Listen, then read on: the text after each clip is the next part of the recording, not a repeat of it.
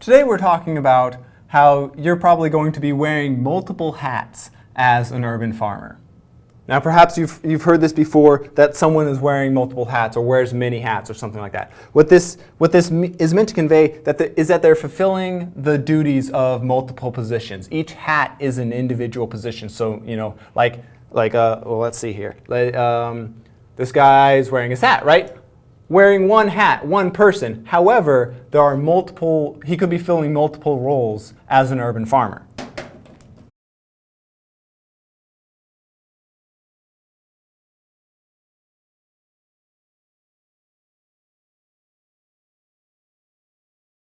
So here's the potential jobs for this single urban farmer. If they're the only person on their farm, they're doing all the jobs, and if they're not, then the farm is lacking because of it. If they're the only employee, they're it, right? So they've got to be the accountant, they've got to be management, they've got to be the employee, they've got to track sales and budgets and all that. They've got to manage inventory, they've got to work their phone to contact people and make sales. All of these are on this single hat. So a person wears a single hat, but all of these are on it. And so he's wearing multiple hats all the time, changing jobs all over the place. But ultimately all just working on the farm. One business, kind of one job, being the farmer. So just to kind of back up some of this claim that I'm making to help you appreciate that an urban farmer needs to be diversified in their skills beyond just farming. We have this quote from a study of urban agriculture that covered Belgium, Denmark, and Sweden. And they said, farmers need specific skills and competencies to exploit the proximity of the city. Besides agronomic knowledge, they also need good marketing and management skills to set up a business model that fully exploits the vicinity of the city. So again, this covered 3 different countries and interviews with a lot of urban farmers, and is finding across the board that beyond just being a farmer, right, beyond just growing, knowing how to grow and fix plants and all that, they need to know how to do the rest of the business. They're not just a cog in the machine in the great commodity market. There's kind of an all-in-one package, and so in order to best exploit the vicinity of the city, in order to take most advantage of your position, you need to be able to leverage all aspects of your business in one single goal or direction. Unless you're farming with partners or employees, then it's just you on your business. And that's okay. Take this opportunity to really perfect all your systems, get things right, work through and understand how the money flows through your business before you hire an accountant. Ensure all customer experiences are exactly as you want them to be before you hire out some kind or automate a scheduling system or hire out a sales associate or something like. This is your opportunity to make everything as you want, because no one's going to care about your business as much as you. And so you might have heard this phrase, work on your business, not in it. And there's over 9 billion results trying to tell you ways of that you need to rise above your business and work on the systems of it, work on growing the business, all kinds of things. But the truth is, when you are starting out, you are working in your business. And it's by perfecting and creating those systems that you then transition into working on it. Working on those systems lets you help someone else work in your business, carrying out the things that you've done. So don't be too eager to hire out, despite these 9 billion results telling you to work on it and let someone else work in it. Understand that the risk when you hire someone is all on you. As soon as they're hired, they're on your payroll, they're getting paid. Again, it's you who needs to ensure the profitability of your business. You who needs to make sure that they're producing value for your business. You who needs to make sure that they're carrying out your systems, that the work you've put on your business to create your systems is being well performed by those who are working in your business carrying out those systems. So really what we're doing is we're talking you the business owner, not you the farmer. Because we need to talk about things like the vision for your farm, the operations of your farm, the finances, the sales and marketing, and then of course balancing it with the human emotion, yourself, like not forgetting yourself in the midst of all of this. So when we're talking about the vision aspect of managing your business, this is about you sitting down and really thinking about what you want your business to be. These are big picture things. These are your guiding principles. These are maybe your mission statement, which is just a short statement of purpose. Like, for example, if I were to say my mission statement as an instructor at OSU is to help more people grow more food where they live. That's it, right? But it sets out, it frames how you're going to carry forward with the business. It frames what the coming details are actually going to be. You could also delineate a bunch of values for your business. So these are kind of the important and lasting beliefs, like looking for continuous improvement in your processes, all of your processes. So this isn't like we want to get carrots harvested better. It's we want to improve how we harvest. We want to improve how we interact with customers. We want to improve whatever it is, you can write as much as you want into those things. But if your value is continuous improvement, then you're seeking it in every way possible on your farm. Vision also talks about the kind of leadership role you might want to take, both yourself for your company and your company in the marketplace. So by being proactive, leading by example, like by finding your values and your mission statements and then lining your business up with it, you're showing people that you're putting your money where your mouth is, right? You're doing what you're saying that you value. And that's important to people, and customers are going to notice. This big picture, this vision also goes into things like your passion for the industry, or even the credibility of yourself as a founder or CEO or owner or president or whatever title you want. And also the credibility of your business. Like, how much do people believe the things that you're telling them? Are you super transparent and people can show up to your farm? That's very credible. Are you telling them, are you honest with them about everything? If you have a crop failure, are you trying to kind of sugarcoat the issue, or are you trying to just tell them what happened? And both of those can work. It just really depends on how you framed your business, what kind of credibility you're seeking, what kind of values you have. Like, again, all this being under your vision. This is kind of the sit down in a chair, big picture, think about your ideal, what's happening in your business. What do you think your business exists to do?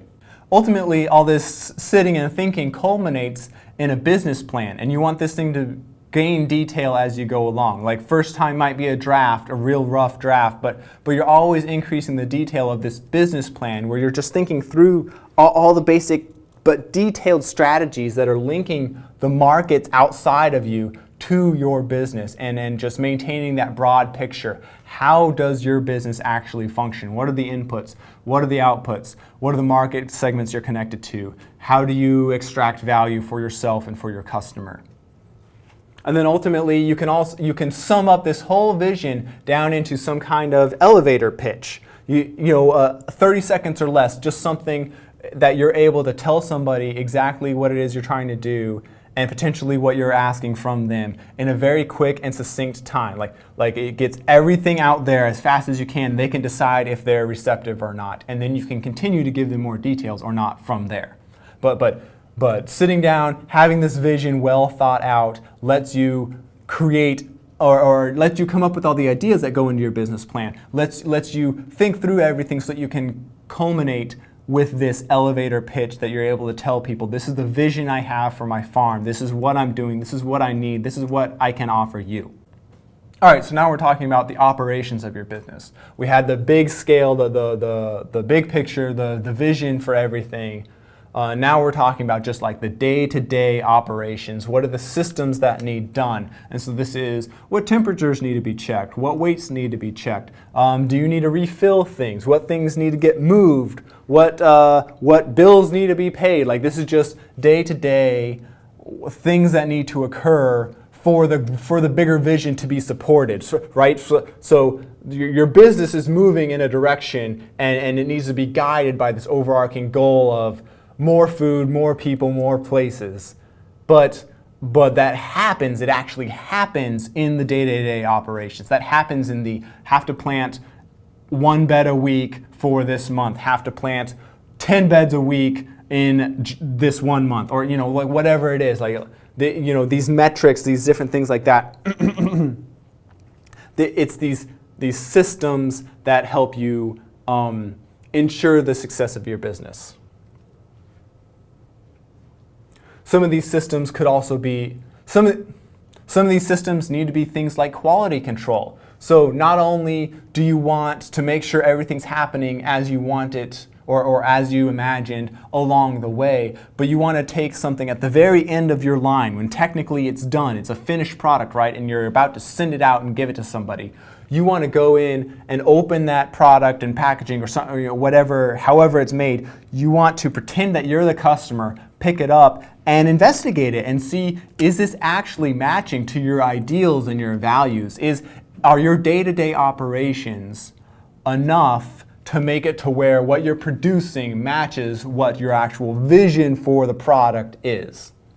Honestly, some of the operations of your business are your interpersonal skills. And so you as the owner of the farm are the face of the farm. You're probably the only face, and if not, then you're definitely one of the more prominent faces. And so just like with the values and the credibility that we talked about in the vision, in this day-to-day, it's the same thing. Your interpersonal skills. How do you interact with your customers and your employees? And does that match with the idea that people have in their head that you've put out there about your farm? So if people think that you're like this nice, supportive community farm, but then they find out that your employees don't get a lunch break, maybe that doesn't really mesh. And maybe your employees are okay with it. Maybe you've worked that out with them. Maybe you haven't. But you can't forget that, like, day to day, you need to be thinking about the image. You need to be thinking about, how does this look to people who see